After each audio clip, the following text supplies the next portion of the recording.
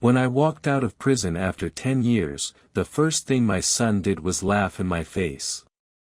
I had gone to jail for a crime he committed, and now he was calling me a fool in front of the whole family. Before we dive deeper, don't forget to subscribe and drop a comment letting us know where you're tuning in from.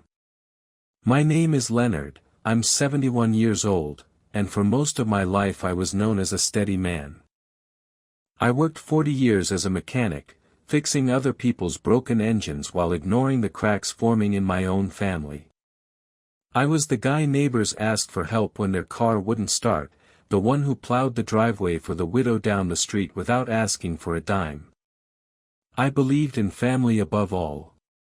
After my wife, Margaret, died, my son Michael became my purpose. He had 2 kids, a decent job, and a temper I'd always tried to smooth over. I told myself I was doing what any father should, being there, no matter what. And then came the night that destroyed my life. It was a cold November evening when the police lights painted the inside of my garage red and blue. My son Michael, shaking like a leaf, whispered, "Dad, if they find out it was me, I'll lose everything, my wife, my job, my kids." He was 32. I was 61. I had already buried my wife, and grief had carved deep lines into my face that no mirror could hide. My hands smelled of oil from the shop, my knees ached from years of crawling under cars, but none of that mattered. The only thing that mattered was the look in my son's eyes. Michael was trembling so badly I thought he might collapse right there on the concrete floor of the garage. His lips kept forming the same words, over and over, "Please, Dad. Please." His wife's car sat parked outside, the kids' booster seat still buckled in the back, and for a split second I imagined them growing up without a father. Then the pounding on the garage door rattled the metal panels. The officers' voices cut through like blades. "Police. Step outside with your hands up." Michael's face went pale. His breath came in shallow bursts. He looked at me the way he had when he was 6 and broke a neighbor's window with a baseball, desperate, ashamed, waiting for me to fix it. Only this time, the stakes weren't a broken pane of glass. They were his entire life. So when the door flew open and the flashlights burned into my eyes, I did what I had always done as a father. I stepped forward first. "Who was driving the car?" one of them barked. My son's mouth opened, but nothing came out. His eyes were glassy, his body frozen in fear. I swallowed, the weight of my decision pressing down on my chest like a second heart attack. My voice came out hoarse, but steady. "Me." The click of handcuffs around my wrists was cold, final. My son gasped, but I didn't turn back to look at him. If I did, I knew I might break. That one word, "me," cost me a decade of my life. Prison is not built for old men. The first year, I tried to convince myself it would pass quickly. I told myself 10 years was nothing compared to giving my son a second chance at life. But days in there are not measured in years, they're measured in minutes. Minutes that drag, choke, and grind you down like sandpaper until you are just a shadow of yourself. My hair went from salt and pepper to pure white in what felt like weeks. My back stiffened from the thin mattress that never softened. My knees, once strong enough to hoist engines, ached every morning from the endless cement floors. I used to joke with Margaret that I'd grow old gracefully. In prison, I didn't grow old gracefully, I just decayed. The guards stopped calling me "sir" after the first week. I was just inmate. My number was printed on every piece of clothing I owned. My name meant nothing. At mealtime, younger men shoved past me, their trays loaded before I even reached the front. In the yard, I kept my eyes low and my fists clenched, because an old man with dignity is an easy target. I learned quickly that silence was safer than pride. I made a habit of carving tiny marks on the wall of my cell with a dull screw I found loose in a vent. Each line stood for a day I survived. 10 years. Over 3,000 scratches. The wall looked like the hide of some scarred animal by the end. Sometimes, at night, when the noise of the cell block finally died down, I closed my eyes and pictured my grandchildren. I tried to imagine them growing, laughing, maybe even calling me Grandpa when I got out. It was the only thing that kept me from breaking. But prison ages a man faster than any calendar. By the time the gates finally opened for me, I was not the same father who had stepped forward that night.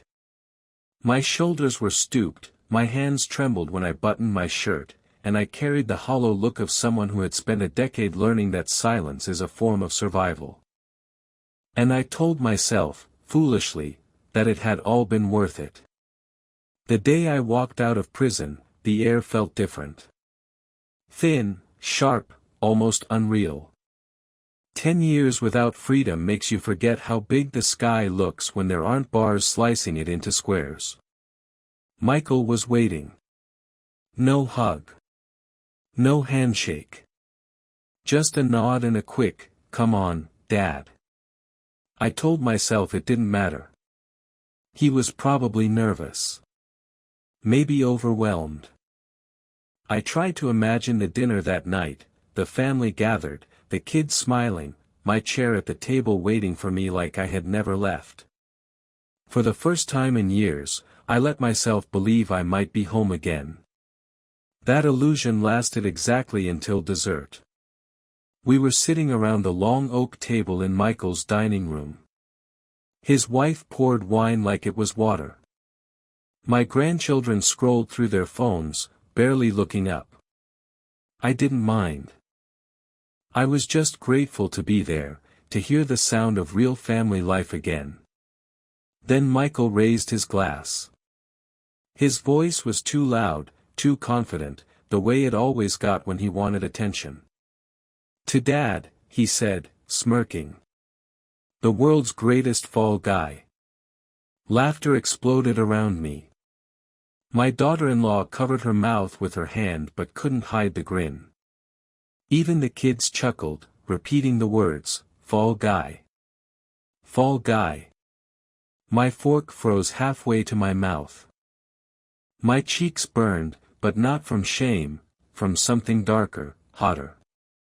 10 years of silence, of cement floors, of counting scratches on a wall, and this was what I came back to. I forced a smile. That same fake, brittle smile I had worn in the prison yard when young men tested me. My hands trembled under the table, but my voice stayed calm. Michael leaned back in his chair, basking in the laughter. "Come on, Dad, lighten up. You took the hit like a champ. Nobody else would have done that. Hell, if it weren't for you, I'd probably be the one with gray hair and a record." The laughter rose again, like knives scraping across porcelain. I set down my fork and stared at my son. The boy I had protected. The man I had given my life for. And in that moment, I realized something. Prison hadn't been the worst punishment. This was. They thought I was broken. They thought I was harmless. But they forgot something. 10 years in prison teaches a man how to plan. Michael poured himself another glass of wine, the liquid sloshing over the rim. He was enjoying himself now, puffed up like a man who thought he owned the room. "You know what's funny?" he said, grinning at his wife. "Dad spent 10 years behind bars, and for what? He didn't even do it. Imagine being dumb enough to take the blame for someone else. Who does that?" His wife laughed, the kind of high-pitched giggle people use when cruelty feels safe in numbers. "It's almost noble, in a pathetic sort of way," she said, glancing at me with that smirk. Like a character in one of those sad old movies. My granddaughter, barely 16, piped up without lifting her eyes from her phone. "Grandpa's like the ultimate scapegoat. We should put that on a t-shirt." The table roared. Forks hit plates, wineglasses clinked together, and I sat there, still, steady, silent. Michael leaned forward, lowering his voice just enough to make sure everyone else leaned in to hear. "You know, Dad, if you hadn't taken the fall, I'd have lost everything. My job, my family, my reputation. But thanks to you," he spread his arms wide, showing off his house, his perfect life, his smug grin. "Thanks to you, I'm the one who made it. And you're the one who wasted 10 years rotting away. Tell me, was it worth it?" The silence that followed wasn't respect. It was amusement, a pause before the laughter started again. I pressed my palms flat against my thighs under the table to keep them from shaking. My pulse throbbed in my ears. 10 years of sacrifice, turned into a punchline. 10 years of silence, rewarded with humiliation. And yet, I smiled again. Slowly. The kind of smile that doesn't reach the eyes. The kind of smile men learn when they've been cornered but know something their enemies don't. Because while they laughed, I was already planning the moment their laughter would die. I didn't answer Michael's question. I didn't tell him whether it was worth it. Instead, I dabbed my mouth with the napkin, folded it neatly, and placed it beside my untouched plate. "Thank you for dinner," I said, my voice steady, almost polite. Michael blinked, confused by how calm I sounded. His wife snickered, thinking I was retreating. The kids barely looked up, too busy with their screens. I pushed my chair back slowly, the legs scraping across the hardwood louder than anyone expected. For a moment, the laughter died, replaced by an uneasy silence. I stood, slipped on my coat, and nodded toward the door. "I'll be going now." "Don't be so dramatic, Dad," Michael called after me, still grinning. "We're just joking around." But I didn't look back. I'd learned long ago that silence was stronger than any argument. When the door clicked shut behind me, the night air hit like ice. I stood there on the porch, staring at the glow of their laughter still spilling through the windows, and I felt something inside me shift. They thought I was broken. They thought I'd swallowed their cruelty and walked away defeated. But prison hadn't left me hollow. It had left me sharp. Patient. Dangerous in ways they couldn't even imagine. Back in my small apartment, a place they didn't even know existed, I sat at the worn wooden desk I'd bought from a thrift store. I opened the drawer and pulled out the folder I'd kept hidden for a decade. Inside were copies of the original police report. Notes I'd written by hand, night after night, of Michael's confession. Every detail. Every word. My handwriting pressed deep into the paper like scars. I wasn't sure what I would do with it yet. Whether I'd bring it to the police, or to Michael's boss, or maybe to his children one day when they were old enough to know the truth. But as I flipped through those papers, another thought grew stronger. Revenge isn't just about justice. It's about timing. And I had waited 10 years already.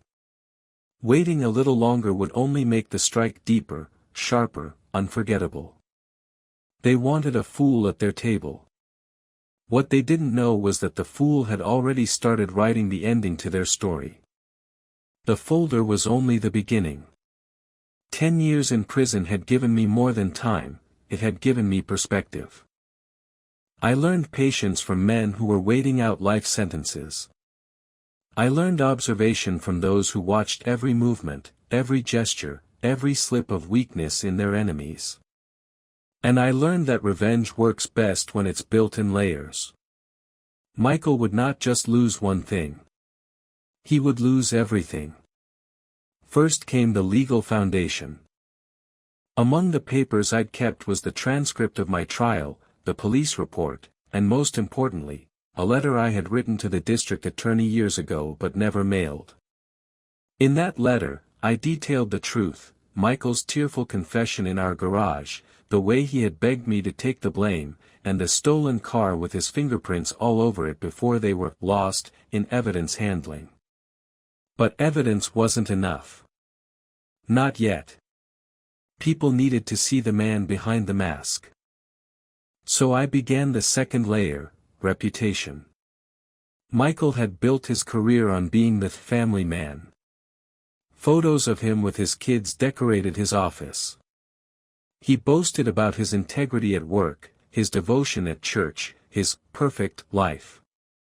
It was a fragile image, one crack, and the whole thing would shatter. I called in favors, old friends who owed me from my years as a mechanic, men who had children on the police force, men who knew how to dig into records quietly. Together we unearthed everything Michael thought he had buried, the loans he hadn't repaid, the affairs he thought he'd hidden, the whispers from old employers who'd fired him for behavior they couldn't prove. Piece by piece, I stitched it together until I had a file thick enough to crush his world. The final layer was the personal one. The one Michael would never expect. I began visiting my grandchildren in secret. Not at their house, but at the school library, at the soccer field, at the small cafe where teenagers hung out after practice. I told them stories, true stories, about their father. About the night in the garage when he had begged me to take the blame. About the 10 years I had spent behind bars so that he could tuck them into bed at night. At first, they didn't believe me.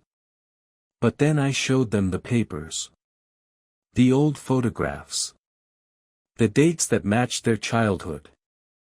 The truth sank in, slow but steady, like poison in water. By the time I was finished, Michael was surrounded. His children looked at him differently. His wife asked him questions he couldn't answer. His boss received anonymous envelopes filled with documents that made promotion a word he'd never hear again. And on his desk, waiting one Monday morning, was a copy of the same confession I had written 10 years earlier, signed by me, notarized, and now in the hands of a lawyer who was very eager to revisit old cases of injustice. Michael thought he had built a life on my sacrifice.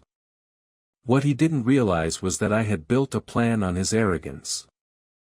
When the hammer finally dropped, it did not fall all at once, it fell in stages, like a demolition carefully timed to bring down a building floor by floor.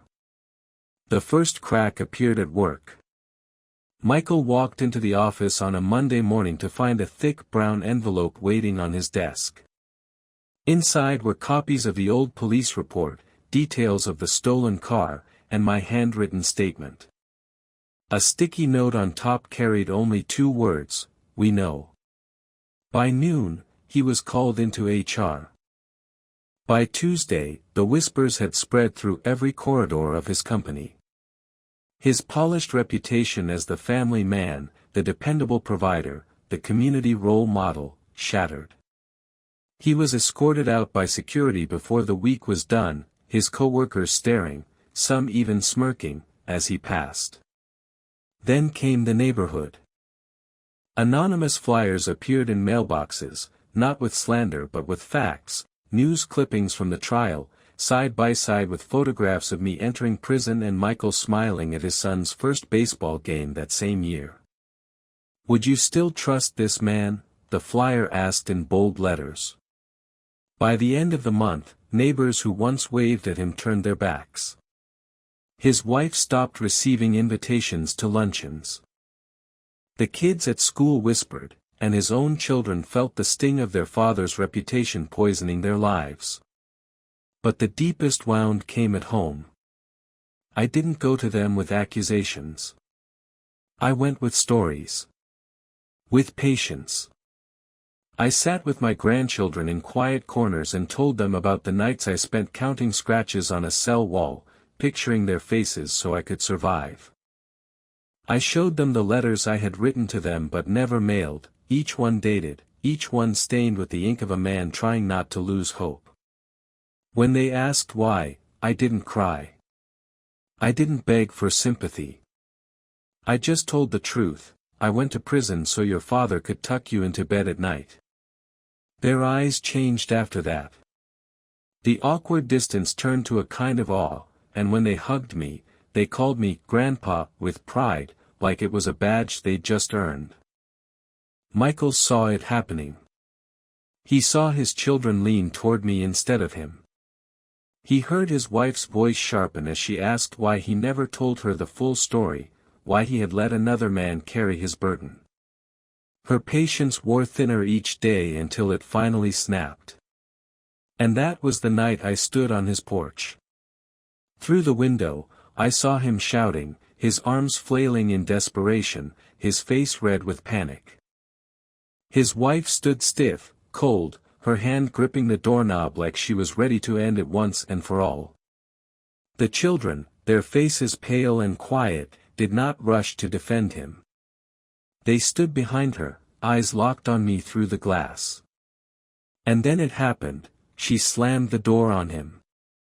The sound was final, sharp, like the clang of a prison gate, only this time, he was the one on the outside. His children turned their backs, walking away from him the same way he had walked away from me 10 years before. He had mocked me for wasting a decade. He had laughed as though my sacrifice made me a fool. But the truth was simple, those 10 years gave me patience, clarity, and a plan. And in the end, they gave me the one thing he would never have again. Freedom. Hello everyone, and thank you for watching.